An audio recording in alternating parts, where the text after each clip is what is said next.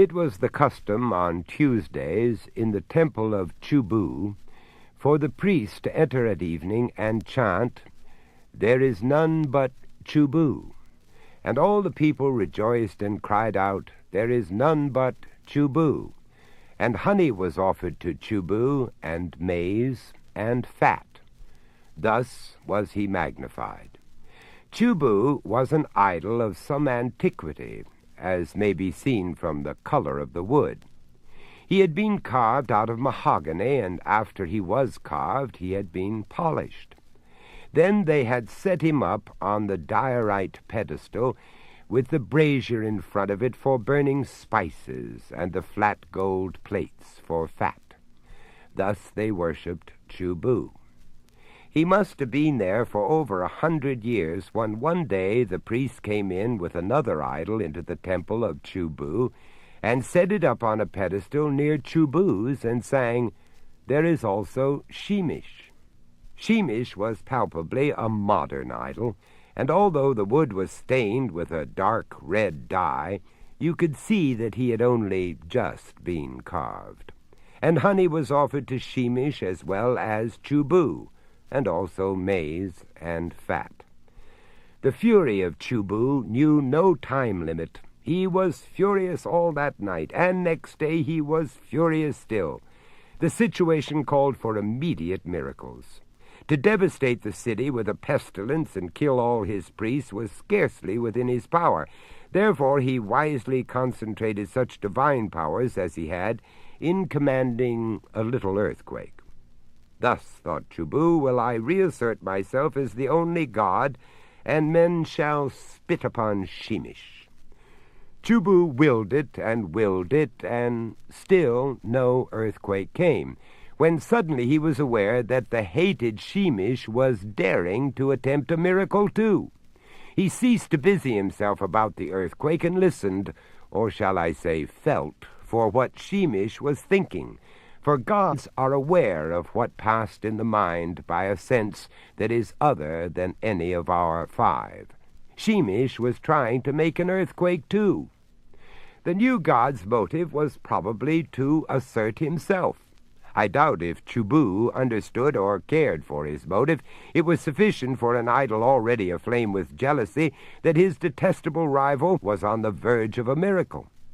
All the power of Chu-Bu veered round at once and set dead against an earthquake, even a little one. It was thus in the temple of Chu-Bu for some time, and then no earthquake came.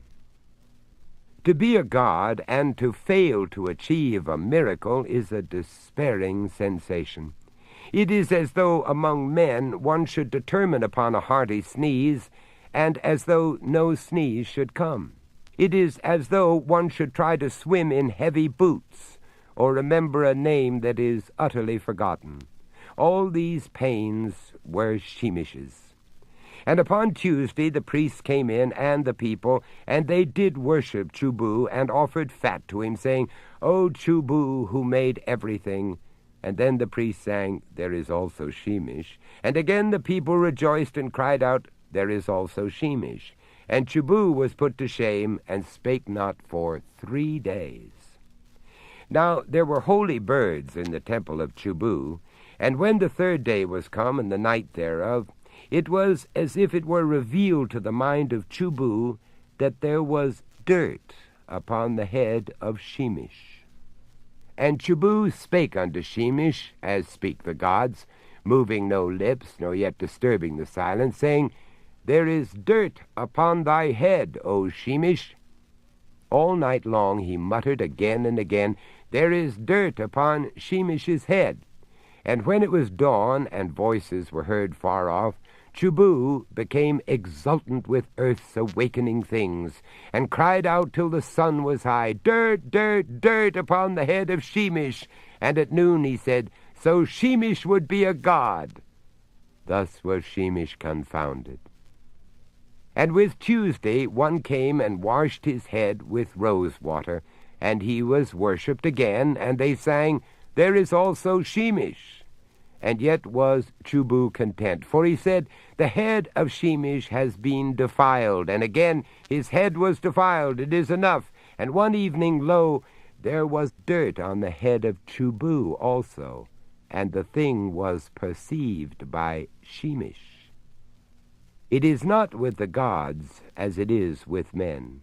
We are angry one with another, and turn from our anger again, but the wrath of the gods is enduring. Chu-Bu remembered, and Sheemish did not forget. They spake as we do not speak, in silence, yet heard of each other, nor were their thoughts as our thoughts. We should not judge them by merely human standards. All night long they spake, and all night said they these words only: Dirty Chu-Bu, dirty Sheemish, dirty Chu-Bu, dirty Sheemish, all night long. Their wrath had not tired at dawn, and neither had wearied of his accusation, and gradually Chu-Bu came to realize that he was nothing more than the equal of Sheemish. All gods are jealous, but this equality with the upstart Sheemish, a thing of painted wood 100 years newer than Chu-Bu, and this worship given to Sheemish in Chu-Bu's own temple, were particularly bitter. Chu-Bu was jealous even for a god, and when Tuesday came again, the third day of Sheemish's worship, Chu-Bu could bear it no longer. He felt that his anger must be revealed at all costs, and he returned with all the vehemence of his will to achieving a little earthquake. The worshippers had just gone from his temple when Chu-Bu settled his will to attain this miracle.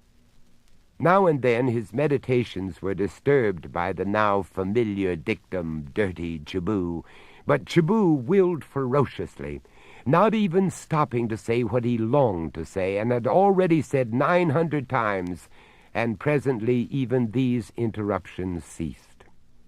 They ceased because Sheemish had returned to a project that he had never definitely abandoned, the desire to assert himself and exalt himself over Chu-Bu by performing a miracle, and the district being volcanic, he had chosen a little earthquake as the miracle most easily accomplished by a small god.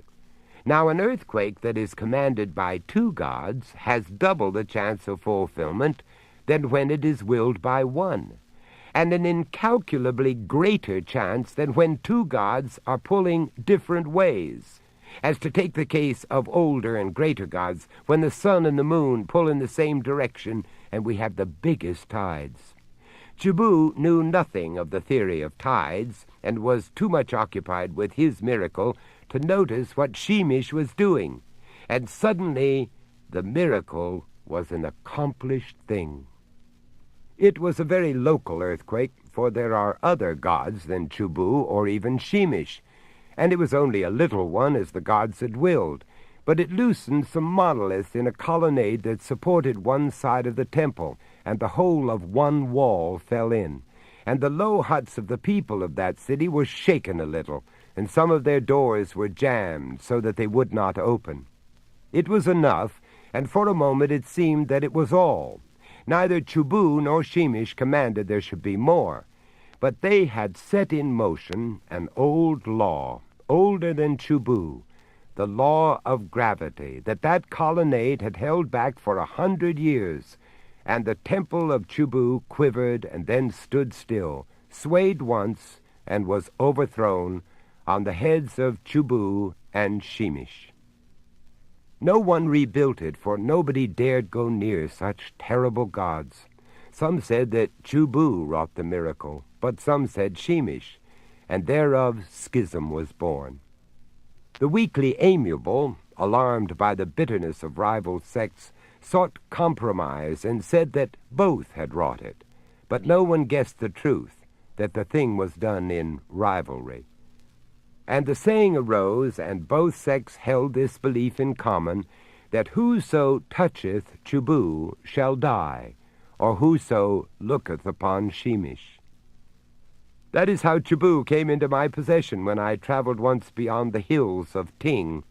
I found him in the fallen temple of Chu-Bu, with his hands and toes sticking up out of the rubbish, lying on his back. And in that attitude, just as I found him, I keep him to this day on my mantelpiece, as he is less liable to be upset that way. Sheemish was broken, so I left him where he was. And there is something so helpless about Chu-Bu with his fat hands stuck up in the air that sometimes I am moved out of compassion to bow down to him and pray, saying, O Chu-Bu, thou that made everything, help thy servant. Chu-Bu cannot do much, though once I am sure that at a game of bridge he sent me the ace of trumps, after I had not held a card worth having for the whole of the evening. And chance would have done as much as that for me, but I do not tell this to Chu-Bu.